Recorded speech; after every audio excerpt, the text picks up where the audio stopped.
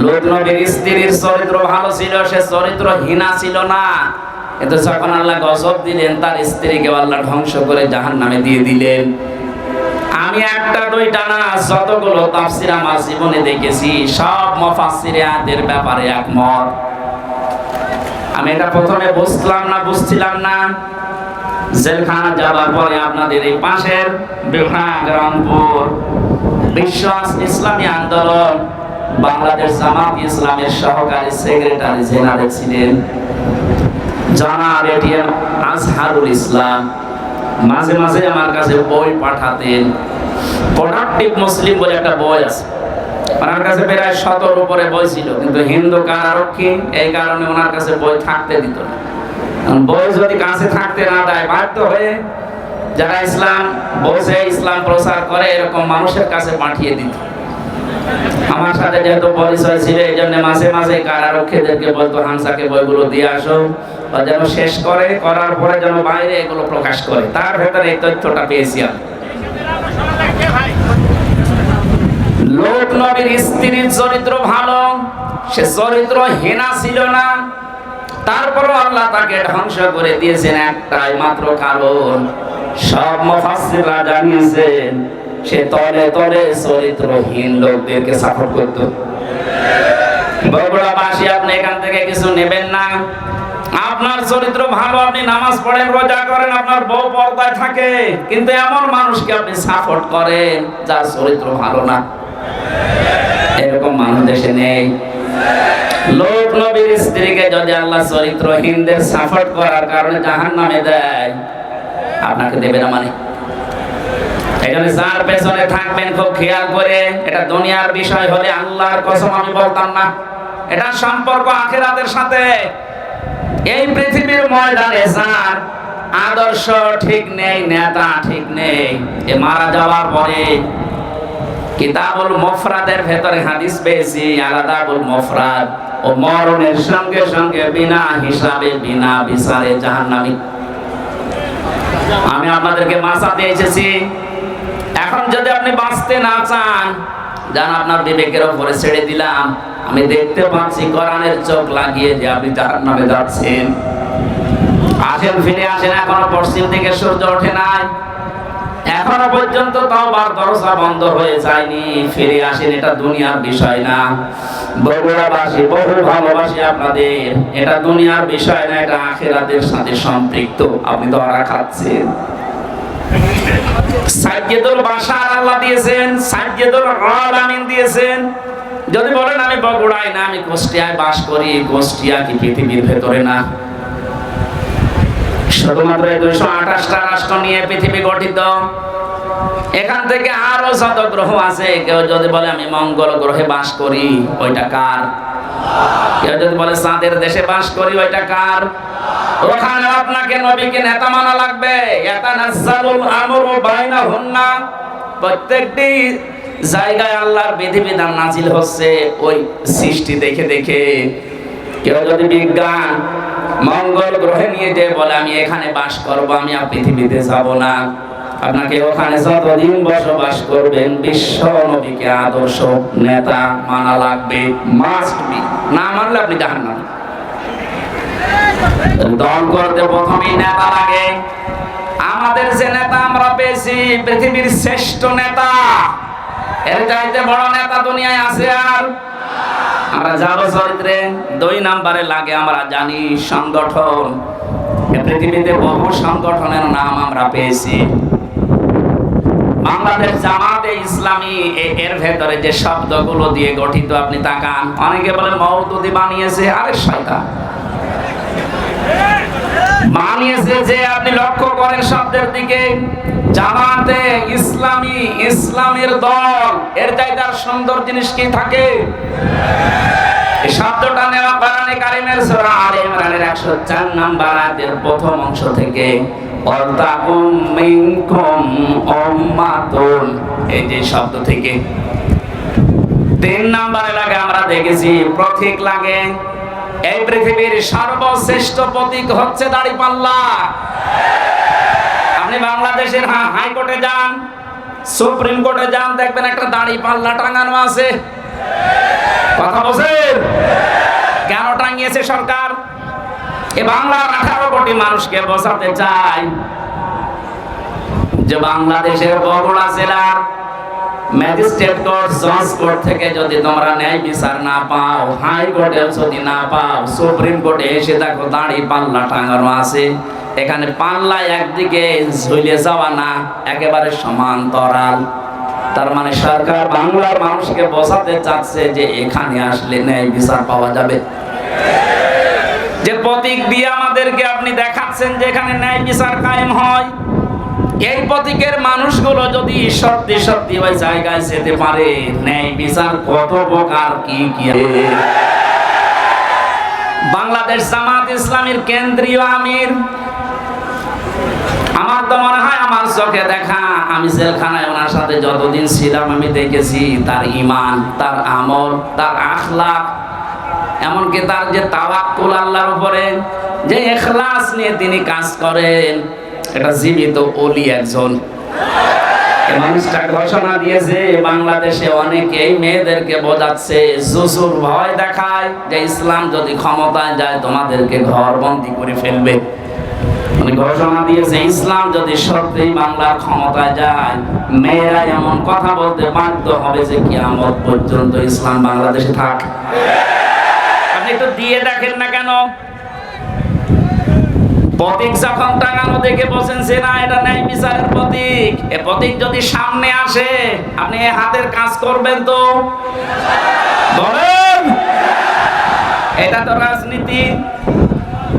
হ্যাঁ, এটা যদি রাজনীতি মনে করেন এইটাই রাজনীতি, এর বাইরে রাজনীতি করা জায়েজ নেই।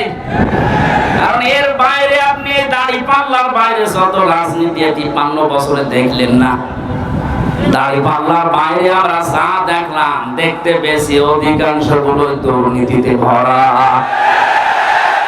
গত কয়েকদিন আগে বাংলার এক নাস্তিক অধ্যাপক আনিসুর রহমান আল্লাহকে বিশ্বাস করে না, কিন্তু এই দেশের দাড়ি পাল্লাওয়ালা মানুষগুলোকে দেখে সে ঘোষণা দিয়েছে 5টা বছর যদি এদের হাতে এ দেশের ক্ষমতা তুলে দেওয়া যায়, দেশ থেকে দুর্নীতি ছাঁটিয়ে বিদায় করবে। নাস্তিক হয়ে বুঝলো, আর আপনি এখন উল্টা পাল্টা ধারণা করেন। 4 নাম্বারের আগে আমরা দেখেছি শুধু অফিস একটা লাগে। আমাদের যে অফিস আছে এই পৃথিবীতে, আমাদের অফিসের নাম হচ্ছে মসজিদ। আমাদের অফিসের নাম কি? দুঃখজনক হলো সত্য, 5 তারিখ আগস্টের পর থেকে আজকের এই 15 তারিখ, 1 মাস কয়েকদিনের ভেতরে বগুড়া না হলেও বাংলার বহু জেলাতে আমরা দেখতে পাচ্ছি অনেকে এখন মসজিদে আল্লাহর কোরআনের কথা, তাফসীরের কথা বলতে নিষেধ করছে।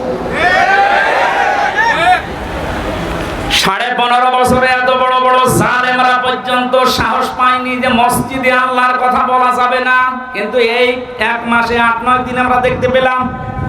খুব দুঃখ লাগছে এদের আচরণ দেখে। কারা এরা আমরা জানি না। কোরআন কারীম আপনাদের সম্পর্কে জানিয়েছে, ওমান আসলামু মিম্মান মানাআ মাসাজিদাল্লাহি আইয়ুযকারা ফিহা ইসমুহু ওয়া সামা ফি খারাবিহা ইলা আখির আয়াত। সূরা বাকারা প্রথম নাম্বার 12 নাম্বার পৃষ্ঠা 4 নাম্বার লাইনের 114 নাম্বার আয়াতের প্রথম অংশে আছে। তাফসীরে ফি জিলালিল কোরআনে মুফাসসির সাইয়্যিদ কুতুব রাহমাতুল্লাহ আলাইহি ব্যাখ্যা করতে গিয়ে লিখেছেন, আল্লাহ তাআলা বলেন এই পৃথিবীতে বড় জালেম যদি দেখতে চাও, আমি আল্লাহর দৃষ্টিতে সবচাইতে বড় জালেম ওই লোকটা যে লোকটা আল্লাহর ঘর মসজিদে তার কথা, তার আলোচনা, তার কোরআনের কথা বলতে নিষেধ করে বাধা দেয়। এখানে বড় জালেম আমরা দেখতে পাচ্ছি বিদায় নিয়েছে। কিন্তু এখন যারা আছেন এই জুলুমের নিজেকে জড়িয়ে আপনি বড় জালেমের খাতায় যাবেন না। আল্লাহর ঘর মসজিদ এই দেশে পৃথিবীতে আল্লাহর বান্দা যারা দাবি করে তাদের জন্য এটা অফিস। কথা বলেন, দল করলে যেমন অফিসে যাওয়া লাগে, আমরা এমন দল করি যে 5 বার আমাদের আল্লাহর অফিসে যাওয়াই লাগে, না গেলে আপনি আর ও দলে থাকতে পারবেন না। সুতরাং আমরা যেটা বোঝাতে চাচ্ছি নেতা এই শব্দটা শুধু দুনিয়ার সাথে যদি আপনি মনে করেন যে দুনিয়ার বিষয় নেতৃত্ব না, এটা আখিরাতের সাথে সম্পৃক্ত। আল্লাহ নিজে ডাক দিয়েছেন নবীকে, হে নেতা। এই শব্দ দুনিয়া আর কাউকে আল্লাহ দেননি। সুতরাং আল্লাহর ঘোষণা দেওয়া নেতা দুনিয়ায় কয়জন বলেন? তাকে বাদ দিয়ে যদি অন্য কাউকে আপনি নেতা মানেন, আপনি লিখে নিতে পারেন আপনি জাহান্নামী। সেই মহান নেতার আদর্শ শোনার জন্য সিরাতুন নবী দিয়েছে। এই কিছুক্ষণ আগে দেখলাম মিলাদুন নবী পালন করার জন্য অনেকে মিছিল নিয়ে যাচ্ছে। আমি মিলাদুন নবীর বিরুদ্ধে না, কিন্তু শুধু মিলাদ নিয়ে কেউ যদি আনন্দে থাকে, নবীর সিরাত আর আদর্শ আপনার কাছে যদি মুখ্য না হয়, আপনিও নবীর চাচা আবু তালেব আর আবু লাহাবের মতো জাহান্নামে যাবেন। নবীর চাচা আবু তালেব আবু লাহাব বিশ্ব নবীকে ভালোবেসেছে কম না। তারা নবীর মিলাদে খুশি ছিল। মিলাদ মানে জন্ম, মিলাদ মানে কি? এত বেশি খুশি হয়েছে আবু লাহাব, নিজের 2 আঙ্গুল দিয়ে যে মহিলা এসেছিল সোয়াইবিয়া, তাকে আযাব করে দিয়েছে। যা আবু তালেবের জীবনী পড়েন, নিজের সন্তান আলীকে কাছে রাখতো না, ভাতিজা মুহাম্মদ রাসূলুল্লাহকে বুকে নিয়ে ঘুমাতো। এত বেশি ভালোবাসা দিয়েছিল এই 2 চাচা খালি নবীর জন্মে। কিন্তু নবীজি যখন বললেন, ইয়া আম্মি আবি তালিব, লা ইলাহা ইল্লাল্লাহ হাজ্জুল লাকা ইনদাল্লাহি ইয়াউমাল কিয়ামাহ, রাওয়াহুল বুখারী। ও চাচা, জোরে বলা লাগবে না, শুধু আমার কানের কাছে মুখটা নিয়ে আস্তে করে বলেন, লা ইলাহা ইল্লাল্লাহ মুহাম্মাদুর রাসূলুল্লাহ বলার দরকার নেই, ওটা আমি নিজে জানি। আপনি শুধু আল্লাহর একাত্মবাদের ঘোষণাটা দিয়ে যান, জোরেও বলবেন না, আমার কানের কাছে মুখ নিয়ে একটু আমাকে শোনান, আমি সাক্ষী থাকি কিয়ামতের দিন আপনাকে আমি আল্লাহর কাছে ঝগড়া করে জান্নাতে দিয়ে দেব। পাশে দাঁড়িয়েছিল আবু সেহেল আর আবু লাহাব। আবু সুফিয়ান ডাক দিয়ে বলে, নেতা পড়বা? এতদিন বাপদাদার ধর্ম অনুসরণ করলে এখন ভাতিজারে নতুন ধর্ম অনুসরণ করে গ্রহণ করে কলঙ্কিত হবা। মানুষ তোমাকে কাপুরুষ বলবে, ভীরু বলবে, বদনাম হবে তোমার।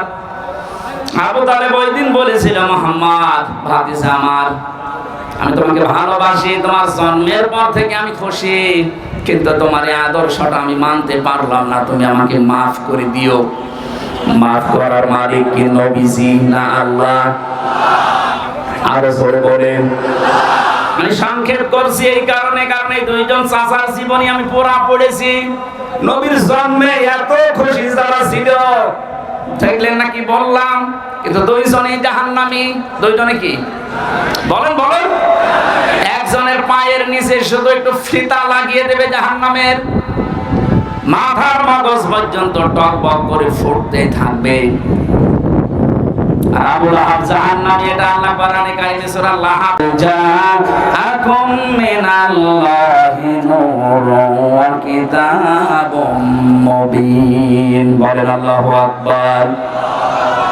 6 নম্বরে পেয়েছি, তিনি শুধুমাত্র আমাদের নেতা না, আদর্শ না, তিনি রাসূলদের নবীদেরও নেতা ছিলেন। আল্লাহ সূরা ইয়াসিনের ভেতরে দিয়েছেন, ইন্নাকা লামিনাল মুরসালিন। জোরে বলেন আল্লাহু আকবার। 7 নম্বরে তিনি উন্নত চরিত্রের অধিকারী ছিলেন পৃথিবীতে। 8 নম্বরে তার বক্ষ ছিল উন্মুক্ত। নবীর উম্মত বলে আজ যারা দাবি করছে, অনেকের মন সংকীর্ণ। এটা একটু ভালো করে শুনুন। আল্লাহ বলেন, আলাম নাশরাহ লাকা সাদরাক, হে নবী আপনার সিনাকে আমি উন্মুক্ত করে দেইনি, আপনার বুককে প্রসারিত করি নাই। বাংলাদেশের এখন যে অবস্থা, এখন এই আয়াতটা মেনে নেওয়া আমাদের 100% দরকার। আজ আমাদের অনেকের মন সংকীর্ণ, ন্যারো মাইন্ডের আমরা না, বুক উন্মুক্ত করা লাগবে, প্রশস্ত করা লাগবে বুককে মুহাম্মদুর রাসূলুল্লাহর মতো। এক কথা বলেন না কেন? এত বড় বড় অপরাধীকে যদি আল্লাহর নবী মাফ করে নিজের বুকের কাছে নিতে পারেন, যেটার আদর্শ ডাক্তার শফিকুর রহমান দেখাচ্ছে, তার মতো অত্যাচারিত নির্যাতনের শিকার তো আপনি হননি। তার ছেলে এখনো ছেলে, তার স্ত্রী অসুস্থ, তারপরে কঠিন পরিস্থিতিতে যদি তিনি উদার হয়ে সব ক্ষমা করে দিতে পারেন, আমাদের ছোটখাটো ভাইরা অনেকে ভুল করেছিল, 15 বছরে অনেক মানুষ তাদেরকে উল্টা পাল্টা নামে ডাকছে। আমার বিশ্ববিদ্যালয়ের বড় ভাই এই নাটোরের সন্তান মাওলানা আব্দুল বারী রশিদি, আপনাদের বগুড়াতে এখন থাকে। ওনার জীবন চরিত্র নিয়ে অনেকে আমার কাছে মেসেজ পাঠায় যে উনি বাতিলের সাথে হাত মিলিয়ে এই কাজ করেছিল। আরে ভাই, বাস্তবতা, স্থান, কাল, পাত্র ভেদে কাজ করা লাগে। আমাদেরকে যারা দায়িত্ব দিয়েছিল জেলখানার ভেতরে, ওরা মানুষ নামে জানোয়ার ছিল। আমরা যদি ওই আচরণ ওই সময় করতাম, যে দুনিয়ায় আর বের হতে পারতাম না, ওখানে মরা লাশ হয়ে বের হতাম। এদেশে বহু জায়গা এরকম ছিল যেখানে স্থান, কাল, পাত্র ভেদে বাস্তবতার নিরিখে নেশা লেগেছিল। বাড়ি ভাই যদি ভুল করেও থাকে, উনি আল্লাহর কাছে জবাব দেবেন। ওনাকে বুকে টানতে আপনার এত উল্টা পাল্টা ফতোয়া আসে কোত্থেকে? বিশ্ববিদ্যালয়ের সাংস্কৃতিক সম্পাদক ছিলেন, ইসলামী ছাত্র শিবিরের। ওই পর্যায়ে না গেলে ওনার এমনি চেহারা দেখে দিয়েছিল। মানুষের মনের খবর যেহেতু আল্লাহ জানে, কি উদ্দেশ্যে কি করেছিল সেটা আল্লাহ জানে। একটা মোনাজাত করেছিল, ওইটা নিয়ে আপনি ফতোয়াবাজি করেন, আপনার জীবনে ভুল নেই। এই জন্য কোন মানুষের ভেতরের অবস্থা যেহেতু জানেন না, উপরে কিছু দেখে আন্দাজে ধারণা করলে আপনার কবিরা গুনাহ হবে। আমি আশা করছি আপনার মুখ হবে উন্মুক্ত। আপনি রাসূলকে সিরাত শুনতে এসে তার আদর্শ মানার জন্য বসে আছেন, আর আপনার মন এখনো পর্যন্ত ন্যারো মাইন্ডের হয়ে বসে আছে। এখন যে অবস্থা চলছে, আমরা যদি সব একটা একটা করে মাইনাস করে দিই, এই যে 14 ভাগ মানুষ এই দেশে এখনো জালেম আছে, জালেমের উত্তরসূরি। কালকে আন্তর্জাতিক রিপোর্ট পেয়েছি একটা, এদেশের 28 জন মানুষ, 100 জনের 28 জন জাতীয়তাবাদী দল বিএনপি, যেটা নাম শুনি আমরা, এনাদেরকে সাপোর্ট করছে। জালেম যারা বিদায় নিয়েছে তাদেরকে 100 জনের 14 জন এখনো এই দেশে সাপোর্টার আছে। 100 জনের 58 জন ইসলামপন্থী মানুষ এই দেশে অলরেডি এখন তৈরি হয়ে গেছে। 1 মাস 8 দিনের যে অবস্থা দেখতে পাচ্ছি, আমার তো মনে হচ্ছে এই অবস্থা যদি চলতে থাকে 58 না 70 ভাগ হতে আর বেশি দিন দেরি হবে না ইনশাআল্লাহ। 53টা বছর বাবা চালিয়েছিল, চাচা চালিয়েছে, স্বামী চালিয়েছে, বউ চালিয়েছে, ভাবিও চালিয়েছে। শুধুমাত্র কোরআন দিয়ে দেশ চললে কেমন দেখা যায় এটা বাকি আছে। এটা এবার দেখার সময় এসেছে। এটা দেখতে চান না যে এটা দিয়ে বাংলাদেশ চলুক? কারা কারা চান দেখেন? লিল্লাহি তাকবীর।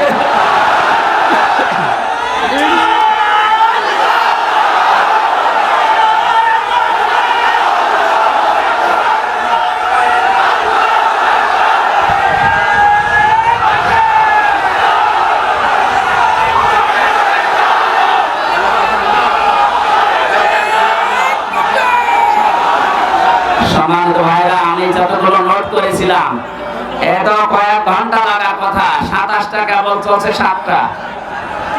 এখন পুরাটা বলতে গেলে আপনাদের এখন মাগরিবের আযান হবে। এরপরে আজকে আমার সিরাজগঞ্জে মাহফিল আছে এশার পরে। এই মাহফিলটা আসলে আব্দুল কিং বজলুর রশিদ মিয়া আমার চাচা জোর করে নিয়েছে। আমার যেহেতু মাহফিল আজকে 2টা ছিল, আর আমি পারছি না, কারণ ভেতরে থেকে যা খাওয়িয়েছে ওরা, আমিও পারি না, আপনারা ছাড়েন না, আল্লাহু আকবার, এরকম হয়ে যাচ্ছে। আমার একটু বাঁচিয়ে রাখেন, যে গরু দিয়ে চাষ করে খাবেন, গরুই যদি মরে যায়, অন্তত আমার একটু ছাড় দেন। আমি পুরাটা শেষ করতে পারলাম না। আগামীতে কোনো জায়গায় আব্দুল বারী রশিদি, আব্দুল সালাম যুক্তিবাদী, এদের মাধ্যমে কয়েকটা মাহফিল নিয়েছে আপনাদের আশপাশে। যেখানে আসবো ইনশাআল্লাহ ওখানে একটু আগে আগে তুলে দেবেন, কথা বলবো।